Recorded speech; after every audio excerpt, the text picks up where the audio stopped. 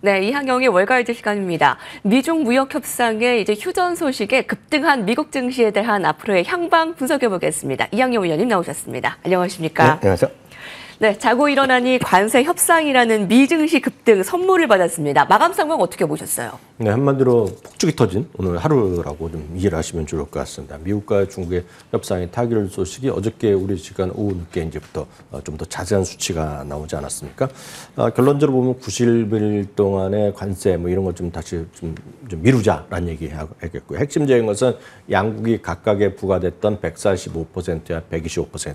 뭐 이거 말이 되건 안 되고 이런 수치가 있었는데요. 각각 115포인트씩 내리면서 중국산에 대해서는 30% 관세를 훅 내려버리고요.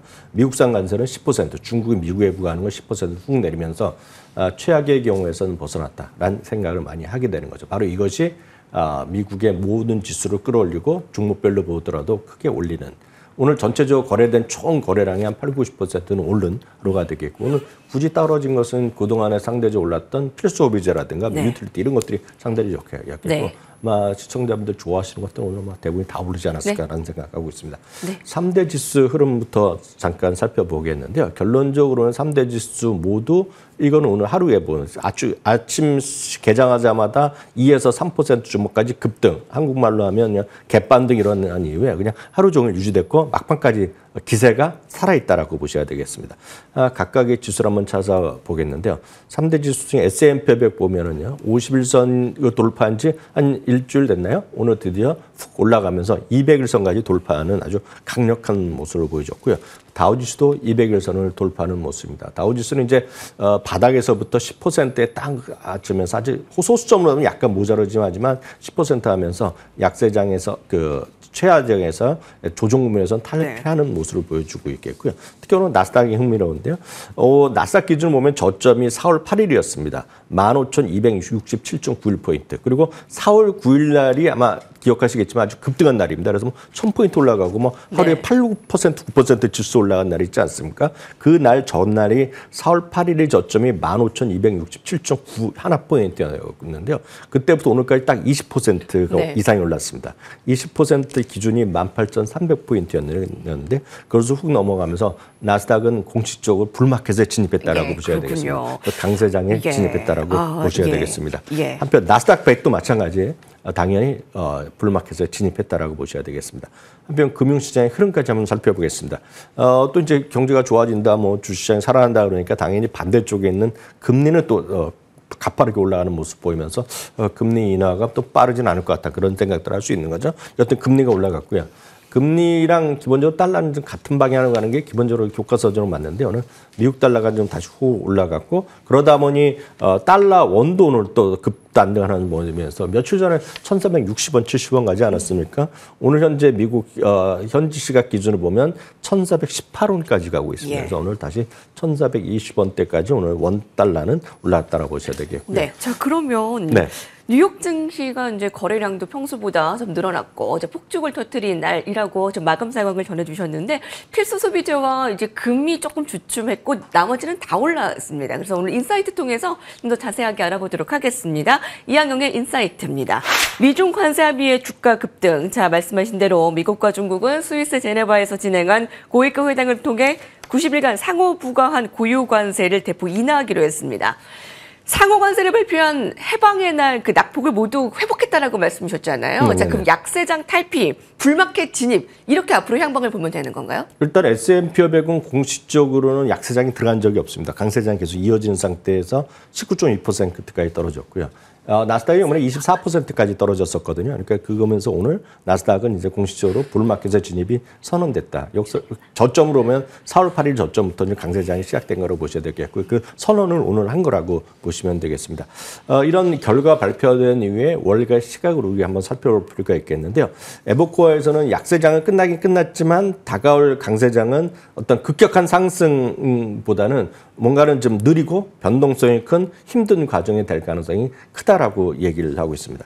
그러면서 새로운 강세장의 특징으로는 이전 반등장과는 약간은 좀 다르다. 그러니까 기존같이 아주 초강력한 그런 강세장 아닐 거라는 얘기하고 있겠고요.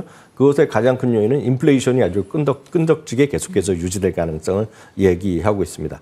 한편 시장에서는 말씀드렸던 대로 장중 기준은 21.3%, 종가 기준은 19%까지 떨어지면서 약세장에 들어간 적이 없지만 이런 시장에서의 꾸준한 어떤 단기적인 빠른 반등보다는 2026년까지, 즉 내년까지는 꾸준하게 완만하게 좀 상승하지 않을까란 다시 기대감을 갖는 것이 에보코아의 시각이 되겠고요. S&P 500에 대한 목표치는 에보코아는 5,600을 오늘도 재확인하는 모습입니다. 그래서 S&P 500이 크게 올라가기보다는 뭐 추가 올라갈 수 있겠지만 연말의 목표치는 상당히 좀 많이 낮아져 있다라고 보셔야 되겠습니다. 한편 강세론자의 대표적인 사람 중에 하나는 펀드스트리트 텀리도 오늘 시장에 대해서 나름 4월 9일, 4월 8일 저점으로 나름 빠른 속도로 올라가고 있는데요. V자형 반등은 전형적인 모습이다라는 얘기를 하고 있겠고요. 특히 이제 종목을 사는 거는 2월부터 4월까지 2월 19일이 S&P 500이 최고점이었거든요. 네. 그래서 4월 8일이 저점이었기 때문에 그 시점까지 낙폭 과대했던 대형주를 중심으로 매수를 하라는 얘기를 하고 있습니다. 예를 들어서 구체적으로 보면 지금 현재뿐만 아니라 한 30% 정도 하락해 있는 주식에서 뭔가 좀 중국과의 연동성이 있기 때문에 많이 떨어졌던 주식을 좀 보라는 얘기를 하고 네. 있습니다. 대표적으로 오늘 이런 것들이 일제히 많이 반등했는데요. 룰루레몬이라든가 테슬라, 델타, 달러트리, 그리고 유나이티드 에어라인 이런 것들을 주로 좀 얘기하고 있다라고 보셔야 되겠습니다. 이런 것들이 전반적으로 많이 떨어진 그런 주식이 되겠는데요. 이 중에서 룰루레몬 같은 거 많이들 아실 것 같고요. 최근에 지금 반등은 했지만 여전히 고점 대비 엄청나게 떨어져 있는 거. 테슬라도 이제 오늘까지 해서 또 많이 올라갔지만 고점 대비보다는 여전히 많이 떨어져 있는 그런 주식. 유나이티드 항공도 마찬가지. 특이하게 슈퍼마이크로 컴퓨터도 지금 펀드 스트레스에서 탐내는 얘기하고 있다라고 보셔야 되겠고요.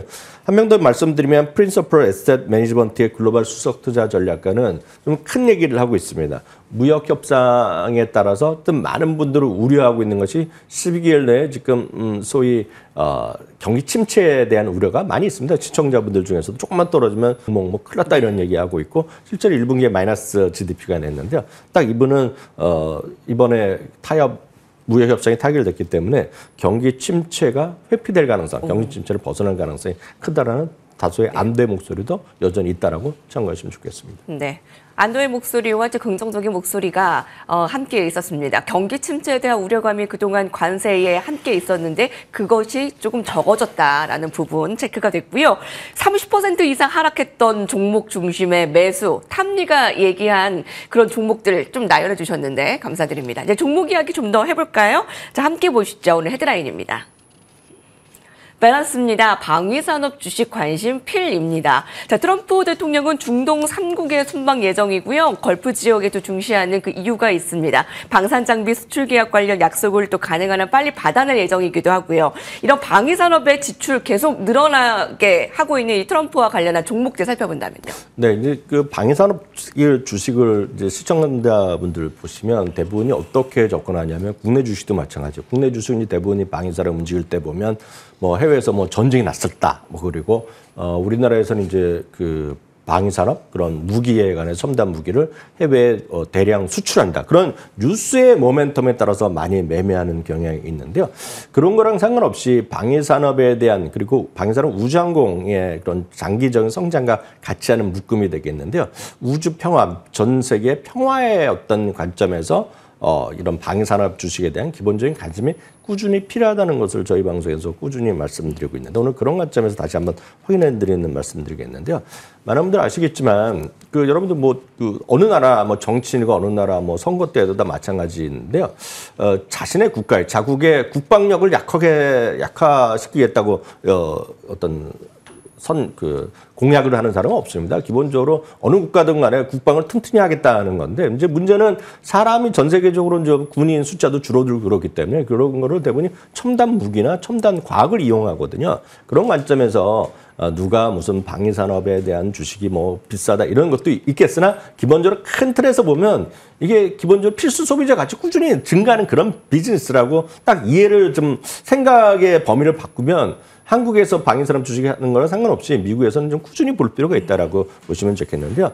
왜냐하면 전쟁 방식도 이번에 우크라이나 전쟁도 보셨겠지만 이게 사람들이 일일이 가서 전투기 가는 보다는 드론이나 이런 것들을 많이 하고 첨단 AI가 들어가서 전쟁하는 것들이 많이 있지 않습니까? 거기다가 국내에서도 미국에서도 국내적인 정치적 혼란이 이어지고 여러 가지 역학관계가 있겠지만 기본적으로 방위산업에 대한 그런 투자나 그런 예산은 계속 확보해 나가는 거죠. 근데 문제는 그 안에서 전통적인 방위산업 업체들과 첨단의 방위산업자는 혼자 되는 그런 상황은 있을 수밖에 없다라고 보셔야 되겠습니다.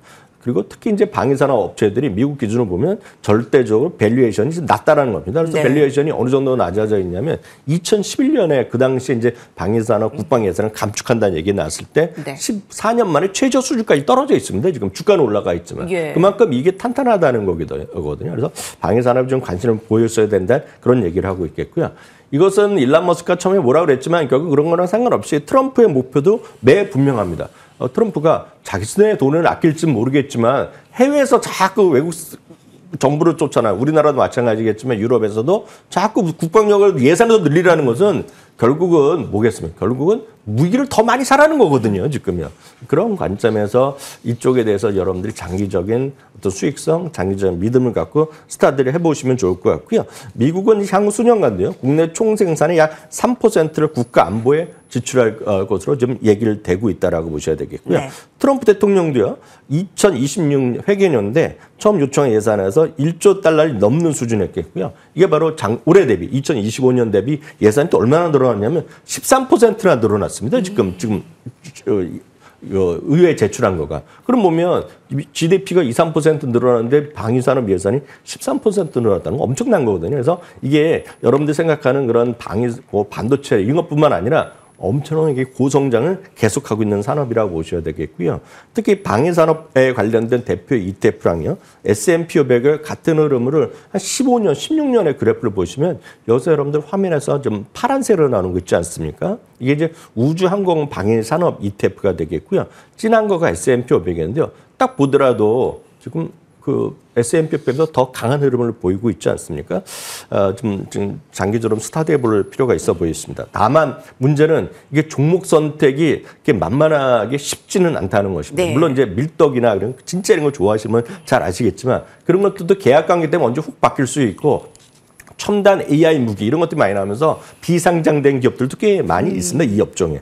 그래서 주요 종목이란 거는 여러분들 늘 이런 걸 좀 좋아하시면 많이 아시는 게 있습니다. 예를 들어서 그 에어로바이러먼트 같은 새로 상당히 뜨는 기업도 있고요. L3 해리스도 있고 로키드 마틴도 있고 노스트롭 그너만도 있고 RTX 수도 없는 많이 있고 보잉도 있고 진짜 수가 없이 많이 있지만 뭐 계약 하나가 틀어질 때마다 떨어질 수도 있고 올라갈 수도 있기 때문에 기본적으로 진짜 어떤 방해사나 무기체계에 대해서 확실하게 정말 전문 지식이 있지 않는 분이라면 저 자신도 마찬가지인데요. 기본적으로 보면 가장 합리적인 투자 방법은 이런 걸 주로 다루는 ETF를 보시는 게 낫다 이렇게 말씀드립니다. 예. 그래서 ETF를 보면 저희가 늘 거의 한 7, 8년째 말씀드린 ETF입니다. 이게요. ITA라는 ETF가 있는데요. 이름 자체가 미국 우주항공 및 방위산업 ETF입니다. ITA가 되는데 이게 특징은 여기에 들어가 있는 기업들이 여러분 다 아시는 기업들이 되겠고요. 그러면 조금만 이 시장을 아시면 다 아시는 기업이 다 들어가 있습니다. 로키드 마틴, 뭐 보잉, 네. RTX, G 이런 게 들어가 있는데요. 이게 꼭 굳이 오늘 말씀드린 것이 아니라 그래프로 잠시 보여주시면 이게 최근에 보면 계속 사상체 효과를 갖고 있습니다. 시장이랑 상관없이. 당연히 오늘도 사상체 효과를 기록하고 있고 그래서 이것들이 사상체 많은 분들 어떤 분들은 이거 사상체 효과를 갖던 주식 오늘 얘기하냐 그러는데 문제는 7년 전에도 얘기했고 작년에도 얘기했고 올 초에도 얘기했거든요. 그래서 계속 사상체 효과를 가는 주식이라고 보셔야 되겠습니다. 상대적으로 약간 반대라기보다는 약간 작으면서도 좀 꿈과 희망의 성장성을 많이 중시하는 것은 캐시우드 같은 이런 걸 비슷한 게 네. 있는데 역시 우주항공의 혁신 ETF가 되겠는데 딱 보시면 잘 여러분들이 아시는 기업이 별로 없습니다. 다만 여기서 앞서 보여드린 것 중에서 에어로바이러먼트 정도가 있겠는데 여기 보면 딱 팔란티어가 들어가 있거든요. 네. 그래서 ARKX 이런 것들도 여러분들 굳이 관심을 가지시면 ARKX, ITA 약간 성격이 다르지만 두 개 모두 방위산업과 관련된 네. ETF라는 거 좀 참고하시면서 스타디해 보시면 좋을 것 같습니다. 분산 투자의 하나로 보시면 되겠고요. 자, 공부 같이 하시면 좋을 것 같습니다. 필수 소비재 같이 꾸준히 봐야 되는 섹터. 밸류도 매력적이네요. 자, 다음 헤드라인 이어가 보시죠. 상승 여력을 누려라 CNBC입니다. 바로 모건 스탠리의 보고서인데요. 실적 발표 후에 상승 여력이 큰 주식 딱 5가지를 꼽았습니다. 이 국내 리포트들 많이 보이시는데 자, 여기 모건 스탠리 리포터들 많이 볼 기회가 없으시잖아요. 5종목 어떤 것들이 꼽혔나요? 네. 이번에 실적 시즌이 이제 거의 80% 정도 돼 있는데요. 이 실적 발표한 이후에 주 평가를 보면서 모건 스탠리가 딱 이 시점에서 아마 사볼 만한 주식이다라고 뽑은 주식이 한 5가지 있습니다. 그걸 간단히 보여드리겠습니다. 뭐 대표적인 치약회사라고 보시면 되겠는데요. 콜게이트 파몰라이브라고 있는데요. 동종업계 대비 최고의 가격 결정률을 갖고 있는 기업이다라는 얘기를 하고 있습니다. 유기적 매출이 지속되고 있다는 얘기를 하고 있습니다. 다음은 넷플릭스입니다. 넷플릭스가 오늘 약간 떨어졌습니다. 왜냐하면 지금 그동안 쭉 올라갔던 건 오늘 약간 쉬는데요. 넷플릭스는 목표 주가를 올려놨고요. 거시경제 뭐 이런 거 어려운 건 상관없이 계속 잘 나가고 있다. 광고 사업도 수익을 돈을 잘 벌고 있다. 미국에서는 이제 이미 올 초에 가격 올렸는데 아마 우리나라는 아마 최근에 아마 그 여러분들한테 공지가 간 거로 알고 있습니다. 그래서 이것도 끊어야 되나 고민하신 분이 분명히 계실 텐데 문제는 3개월, 6개월 보면 여러분 돈을 올린 상태에서 돈을 내고 계실 겁니다. 아마 웬만한 분들. 그게 바로 넷플릭스의 힘이라고 보셔야 되겠고요. 오렐리 오토모티브는 자동차 부품 유통회사입니다. 오토존이라는 비슷한 회사. 뭐 세상에서 가장 비싼 주식 중에 하나입니다. 뭐 $3,000 정도 하는 거니까요. 역시 목표 주가를 올려놨고요. 담배 회사는 좀 그렇지만 담배를 계속 피우는 분의 입장에서 보면 네. 필립 모리스라든가 이런 것들 여러분들 보실만 할 수 있겠죠. 그리고 대표적인 자산운용사, 대체 자산운용사 세계 1위인데요. 블랙스톤 같은 경우에서도 이번에 실적을 확인하고 나서도 더 목표 주가를 비롯해서 주가의 상승력이 있다고 모건 스탠리가 뽑은 주식이다라고 이해하시면 되겠습니다. 마지막 헤드라인 이어가 보겠습니다. 밸런스입니다. 알파벳의 주가 여전히 매력적이다. 오늘은 3.74% 상승을 했습니다만 지난주에 구글의 주가는 한 6%가량 하락했습니다. AI로 인해서 구글의 검색 시장의 지배력이 약화될 것이다라는 우려감 때문이었는데 어떻게 좀 보시나요? 간단히 말씀드리면 지난주 일주일 전체적으로 시장이 반등할 때 알파벳은 떨어졌죠. 아시다시피 알파벳의 저희 반독점 재판에서 애플의 한 부유사장이 나와서 우리가 이제 그 관계를 끊고 뭐 할 수 있다 뭐 이런 얘기하면서 떨어졌는데요.